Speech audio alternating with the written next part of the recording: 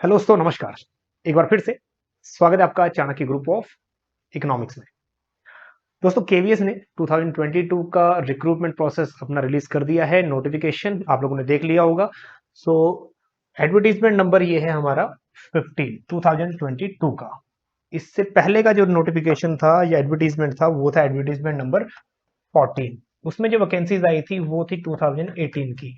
अब केवीएस जब भी नोटिफिकेशन रिलीज करता है और जब भी एग्जाम लेता है, प्रोसेस का थोड़ा फास्ट रहता है।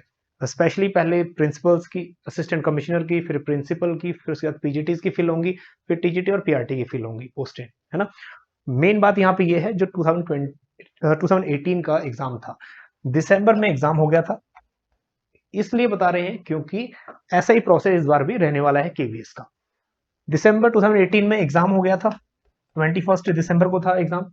उसके बाद जनवरी में इसके आंसर कीज या रिजल्ट आ गया था। ठीक है, 24 जनवरी तक 2019 इसका रिजल्ट आ गया था। उसके बाद फैब में, ठीक है, अगर हम इकोनॉमिक्स की बात करें, 11th एंड 12th फैब को इसका इंटरव्यू था, क्योंकि इंटरव्यू मैंने फेस किया था, है ना। उसके बाद नेक्स्ट जो वैकेंसीज फिल थी वो हो गई थी मार्च 25 तक, दैट इज मार्च 25। ठीक है, कब? 2019, 4 मार्च 2019 को ही रिजल्ट पब्लिश कर दिया था। 20 दिन का टाइम दिया था ज्वाइनिंग के लिए। ठीक है, 20 और 21 डे का कि भैया ज्वाइन कर लो अपना। अब देखते हैं कि इस बार का क्या है। ठीक है, इस बार भी सेम सेम प्रोसेस रहने वाला है। अभी नोटिफिकेशन जो ये है, इसमें देखो कितनी वैकेंसीज हैं। हालांकि केबीएस में आपको पता लग गया होगा, 25 रीजनल रीजन है, 25। ठीक है, उसके बाद 1252 नंबर ऑफ स्कूल्स हैं और 5 डिफरेंट डिफरेंट जोन्स हैं। ठीक है, ये अब इसके लिए वैकेंसीज देखो, इकोनॉमिक्स की हम लोग स्पेशली बात करते हैं, क्योंकि हम लोग मोस्टली जो हमारी कम्युनिटी है वो इकोनॉमिक्स की है ना। चलिए, तो इकोनॉमिक्स में इस बार देखो कितनी वैकेंसीज हैं। 41 है हमारी जनरल के लिए, ओबीसी के लिए है 26, एससी के लिए 14, एसटी के लिए 7, ईडब्ल्यूएस कैटेगरी के लिए इस बार कम सीटें दे रखी है 9। और क्योंकि ये नया कैटेगरी इंट्रोड्यूस हुआ है, लास्ट टाइम नहीं था। टोटल 97 पोस्ट है। ठीक है, बाकी और अदर कैटेगरीज अदर्स है। 97 पोस्टें। लास्ट टाइम क्या हुआ था, पहले पोस्टें थी कम, बाद में पोस्टें एकदम से बढ़ गई थी, है ना। इस बार भी शायद ऐसा हो सकता है कि एकदम से पोस्टें बढ़ सकती है। चलिए, वो बाद में, वो सब प्रोसेस बात का है। ठीक है, एक बार आपको थोड़ा सा ये दिखा लेते हैं कि लास्ट टाइम का क्या प्रोसेस था, ताकि आप लोगों को ये चीज माइंड में क्लियर रहे। ठीक, नंबर ऑफ वैकेंसीज देखो लास्ट टाइम क्या थी। थोड़ा सा ब्लर है इमेज। ठीक है, आई होप कि आपको दिख जाएगा। पीजीटी इकोनॉमिक्स में 87 थी जनरल की, इस बार 97 टोटल है। 86 ओबीसी, 79 एससी, 73 एसटी, ओएच की 80 बम्पर पोस्टें थी। अब इन सभी पोस्टें के लिए कैंडिडेट देखो लास्ट टाइम कितने सिलेक्ट हुए थे, वो भी देख लो। क्योंकि 2018 के बाद अब नोटिफिकेशन आया है केवीएस का, और अभी भी केवीएस में काफी सीटें वैकेंट हैं। ठीक, तो इसमें जो इंटरव्यू का डेट था, इंटरव्यू का डेट कौन सा था? 11th फेब 2019, मार्च में ही ज्वाइनिंग दे दी थी। मतलब हार्डली 20-25 डेज के बाद ही इंटरव्यू के, ठीक है, डेट आ गई थी। जो इसमें स्पेशली मेरा एक्सपीरियंस रहा, बड़ा बढ़िया एक्सपीरियंस था। ओवरऑल कितना था अपना? 21st रैंक था मेरा भी। और इंटरव्यू में क्या क्या क्वेश्चन पूछे, अगर किसी दिन डिटेल में समझना हो तो वो भी बात कर लेंगे एक बार। चलिए, तो ये सारा प्रोसेस रिक्रूटमेंट का। अब आगे देखते हैं नंबर ऑफ कैंडिडेट्स कितने सिलेक्ट किए गए थे। टोटल जो नंबर ऑफ कैंडिडेट सिलेक्ट किए थे कट ऑफ में 508। ठीक है, 508 कैंडिडेट थे लास्ट टाइम। अब ये इसलिए दिखा रहे हैं क्योंकि आपको एक इमेज माइंड में पहले ही बने कि इस टाइप का पैटर्न, इस टाइप का सिलेक्शन प्रोसेस रह सकता है। ठीक है, अब आगे देखते हैं सिलेबस के बारे में। चलिए, तो सिलेबस में इस बार थोड़ा सा चेंजेस हुआ है। पहले जो रेशो था वो था 85 रेशो, 85 आपका जुड़ता था परसेंट समथिंग। ठीक है, 85% आपका पेपर का, जो आप लोग जनरल पेपर और सब्जेक्ट पेपर करते थे। और 15 जो 85 रेशो 15 था, 15% जुड़ता था आपका इंटरव्यू का। ठीक है, अब देखो 15% मतलब 85 रेशो 15 था, 15 परसेंटेज नहीं। चलिए, अब क्या हो गया ये रेशो? 70 रेशो 30 हो गया, मतलब 30 इंटरव्यू के मार्क्स और 70 रिटर्न के मार्क्स। इंटरव्यू तो अभी आपका 60 मार्क्स का ही है, लेकिन ये 60 मार्क्स कन्वर्ट हो जाएगा किसमें? 30 में। और रिटर्न आपका जो एग्जामिनेशन है वो कन्वर्ट हो जाएगा 70 में, फिर लगेगी एक कट ऑफ, ठीक है, फाइनल सिलेक्शन की। चलिए आगे देखते हैं। चलिए अब हम बात कर लेते हैं पीजीटी इकोनॉमिक्स के सिलेबस के बारे में। देखो सिलेबस अभी भी वैसा ही है, लेकिन सेम टू सेम नहीं है, थोड़ा बहुत चेंजेस आ गए हैं। पहले हमारा जो पूरा टोटल एग्जामिनेशन था वो टोटल 150 मार्क्स का था, लेकिन अभी हो गया है 180 मार्क्स का, और टाइम ड्यूरेशन हो गया है 3 आवर का, है ना टोटल। तो टोटल अभी 180 मार्क्स का टोटल पेपर हो गया है, लेकिन जो मेन चीज इसमें है वो है आपका सब्जेक्ट। सब्जेक्ट हो गया है हमारा 100 मार्क्स का। तो सब्जेक्ट अभी मैटर करेगा, बिल्कुल करेगा। और इसके लिए हम लोग जो बैचेस हैं वो 25 से स्टार्ट करेंगे, 25 ऑफ दिसंबर से, केवीएस के लिए, पर्टिकुलर केवीएस के लिए। और इंटरव्यू में क्या क्या क्वेश्चन पूछे जाएंगे, किस टाइप का इंटरव्यू होगा, क्या क्या प्रोसेस रहता है, ये भी सब इसी में हम लोग डिटेल में, ठीक है, एनालिसिस करेंगे। थोड़ा कॉम्पैक्ट बैच होता है, कुछ ही बच्चे होते हैं लिमिटेड, और लिमिटेड बच्चों का ही हम लोग बढ़िया से बढ़िया जो तैयारी हो सकती है वो पॉसिबल, वो कोशिश करेंगे, है ना। सब्जेक्ट ये, और उसके बाद नेक्स्ट 80 मार्क्स का आपका ओवरऑल पेपर 1 बन गया। और पेपर 1 देखो है क्या, इसमें आप लोगों ने पहले ही देख लिया होगा, लेकिन फिर भी एक बार चेक कर लेते हैं। सो लैंग्वेज प्रोफिशिएंसी के लिए 10-10 मार्क्स रखा हुआ है, जैसे एनवीएस में था क्वालिफाइंग क्राइटेरिया 10-10 में से एनवीएस में क्या लेना होता था, 4-4, ठीक है, मिनिमम। इस बार जो इन्होंने नया सिस्टम लागू किया है। नेक्स्ट, क्योंकि केवीएस बाइलिंगुअल में काम करता है ना, हिंदी इंग्लिश दोनों ही आपको आनी चाहिए। नेक्स्ट है आपका general awareness and reasoning proficiency in computer, कितना, 20 मार्क्स, ठीक है, बहुत बढ़िया। Perspective on education and leadership 40 marks, ये भी ठीक है। आगे उसके जो डिवीजन है वो भी दिया हुआ है, सब डिवाइड। उसके बाद जो सब्जेक्ट है आपका वो रह जाएगा हमारा 100 मार्क्स का, है ना। सब्जेक्ट में देखते हैं इकोनॉमिक्स में क्या कुछ आने वाला है, क्या सिलेबस है। तो सब्जेक्ट में अगर हम चलेंगे सीधा,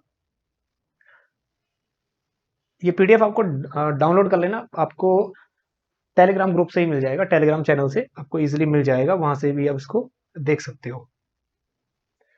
चलिए पेज नंबर हम लोग 60 पे अगर मूव करेंगे तो हमें मिलेगा पीजीटी इकोनॉमिक्स का सिलेबस, ठीक है, पीजीटी इकोनॉमिक्स का सिलेबस। अब पीजीटी इकोनॉमिक्स का सिलेबस है तो चार चीजें जो हम लोग 11th-12th में पढ़ते हैं उनको देख लो, है ना। फर्स्ट चीज जो है आपका माइक्रो इकोनॉमिक्स, काफी इंपॉर्टेंट है। सेकंड नंबर पे जो इंपॉर्टेंट सब्जेक्ट है वो है आपका मैक्रो।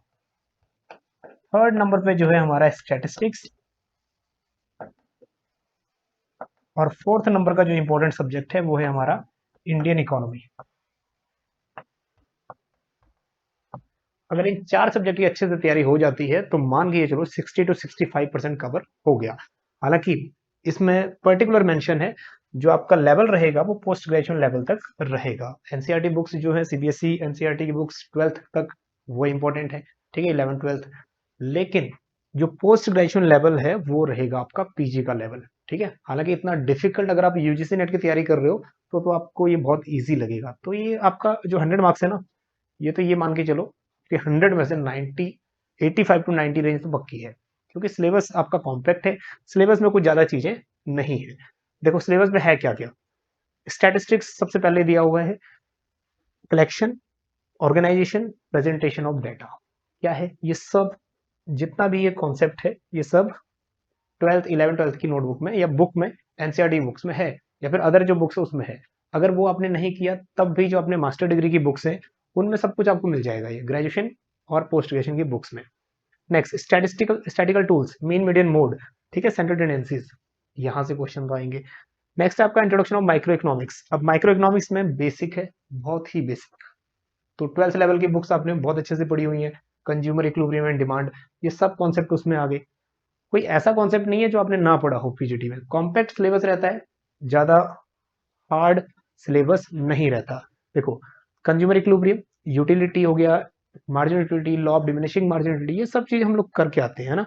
तो इसीलिए ये चीजें हमारे लिए थोड़ा सा इजी हो जाती है। कोई भी कॉन्सेप्ट इसमें ज्यादा टिपिकल नहीं है। उसके बाद प्रोड्यूसर बिहेवियर। प्रोड्यूसर बिहेवियर में भी concept of short run and long run production function हो गया, कॉस्ट एनालिसिस हो गया, ठीक है। और उसके बाद रिवेन्यू कॉन्सेप्ट हो गया, सप्लाई कॉन्सेप्ट हो गया, प्राइस इलास्टिसिटी और सप्लाई हो गया। तो ये सारा कॉन्सेप्ट 12th लेवल तक ही है, ठीक। लेकिन आपको क्या करना है, जो ग्रेजुएशन लेवल तक है, पोस्ट ग्रेजुएशन लेवल तक है, वो करना है, ठीक है। Next national income and related aggregates. तो नेशनल इनकम वाला भी कॉन्सेप्ट मैक्रो इकोनॉमिक्स का ही कॉन्सेप्ट है, वो ए टू जेड जितने भी कॉन्सेप्ट है ना 12th के बुक में से आपके क्लियर हो रहे हैं माइक्रो मैक्रो के। लेकिन हाँ, आपने बियॉन्ड लेवल जाना है, पोस्ट ग्रेजुएशन लेवल तक। अगर पोस्ट ग्रेजुएशन कर लिया तो ये तो बीच में ही कवर हो जाएगा, ठीक है। इससे पहले की अगर बात करें, market and determination under perfect competition, क्योंकि 12th में सीबीएसई ने अभी परफेक्ट कॉम्पिटिशन ही बोला है, बाकी मोनोपोली, ओलिगोपोली और जो अदर मार्केट फॉर्म है मोनोपोलिस्टिक कॉम्पिटिशन, ड्यूपोली वगैरह वो यूज नहीं होता, ठीक है। फिर भी आपने ग्रेजुएशन लेवल तक या पोस्ट ग्रेजुएशन लेवल तक तैयारी करनी है। चलिए नेक्स्ट आपका मनी एंड बैंकिंग, छोटा सा कॉम्पैक्ट सिलेबस है 12th का जो 6 मार्क्स में आता है, ठीक है। मनी एंड बैंकिंग, तो ये भी हम लोग मनी एंड बैंकिंग भी ऑलरेडी हम लोग कर चुके होते हैं अपने ग्रेजुएशन में। So determination of income and employment, तो इसमें क्या आएगा, AD equal to S, short run equilibrium, और उसके बाद इन्वेस्टमेंट मल्टीप्लायर, ठीक है, एक्सेस डिमांड, एफिशिएंट डिमांड, ये सब कॉन्सेप्ट आप लोग इजिली ग्रेजुएशन में भी किया, पीजी में भी किया, क्योंकि जितने कैंडिडेट्स इसके लिए अपियर हो रहे हैं वो पोस्ट ग्रेजुएशन है ना। Next government budget, government budget भी काफी कॉम्पैक्ट है और इंपॉर्टेंट है। तो इसमें भी गवर्नमेंट बजट मीनिंग ऑब्जेक्टिव आ गया, classifications, revenue received, capital received, classification revenue expenditure और कैपिटल एक्सपेंडिचर, फिर बैलेंस बजट, डेफिसिट्स हो गए कॉन्सेप्ट के, रेवेन्यू डेफिसिट या फिर इफेक्टिव रेवेन्यू डेफिसिट, वो बीओपी है, balance of payment, balance of payment में भी कॉम्पैक्ट सिलेबस है। चलिए ये सभी पॉइंट, फॉरेन एक्सचेंज रेट हो गया, ठीक है, तीनों फिक्स्ड, फ्लेक्सिबल, मैनेज्ड, तीनों को अच्छे से करेंगे। नेक्स्ट डेवलपमेंट एक्सपीरियंस, ये इंपॉर्टेंट है इंडियन इकोनॉमी का, ठीक है। डेवलपमेंट एक्सपीरियंस पहले तो 1947 से लेके 1990 तक, उसके बाद रहेगा 1991, और उसके बाद रहेगा आपका करंट चैलेंजेस, ठीक है। करंट चैलेंजेस में आएगा 1991 के बाद, ठीक है, जो अब तक चलता आ रहा है पैटर्न। तो ये है आपका करंट इकोनॉमी। इसमें करंट इकोनॉमी में जो करंट चैलेंजेस करेंगे ना हम लोग, ये वाला current challenges facing Indian economy, इसमें सब आ जाएगा। इसमें अनएम्प्लॉयमेंट आ जाएगा, पॉवर्टी आ जाएगी, इन्फ्लेशन आ जाएगा, है ना। तो करंट चैलेंजेस जो आपका करंट बनेगा, गवर्नमेंट स्कीम्स वगैरह बनेंगे, सब यहाँ से बनेगा, ठीक है, करंट चैलेंजेस से। फिर आएगा डेवलपमेंट एक्सपीरियंस ऑफ इंडिया, इसमें क्या है, रिलेशन इंडिया, पाकिस्तान, चाइना, तीनों का कंपैरेटिव आउटलुक। तो ये कॉम्पैक्ट सा सिलेबस है, ज्यादा सिलेबस नहीं है, इसलिए जो हमारा ये बैच है हम लोग 25 से स्टार्ट करने वाले हैं, हार्डली हम लोग कोशिश करेंगे 1.5 मंथ में उसको कंप्लीट करने की, है ना। क्योंकि केवीएस 26 दिसंबर को लास्ट डेट है फॉर्म भरने की। अगर हम मान के चले, एक बार डेट होती है अनाउंस एग्जाम की, तो ज़्यादा टाइम आपको नहीं मिलेगा। लास्ट टाइम सितंबर में फॉर्म भरे गए थे 2019 में और 2018 में, और अक्टूबर नवंबर 2 महीने दिए थे स्टडी के लिए, दिसंबर में एग्जाम हो गए थे। तो यहाँ भी मान के चलिए कि दिसंबर 26 के बाद जनवरी फैब मान के चलिए, फैब लास्ट तक या मार्च फर्स्ट वीक तक एग्जाम होने के चांसेस है। हालांकि कुछ अनसर्टेनिटीज होती हैं या गवर्नमेंट डिले करती है, वो बात दूसरी है, लेकिन अब 2 महीने का गैप फिर भी मान के चलिए, है ना। चलिए मिलते हैं आपको नेक्स्ट सेशन में किसी एक नेक्स्ट वीडियो के साथ। तब तक के लिए बने रहिएगा चाणक्य ग्रुप ऑफ इकोनॉमिक्स के साथ, ठीक है। अगर कोई भी क्वेरीज है, आप लोग डिस्क्रिप्शन में नंबर है, ठीक है, वहां से आप लोग नंबर लेके कांटेक्ट कर सकते हो। चलिए, या फिर आप डायरेक्टली इस नंबर पे कांटेक्ट करना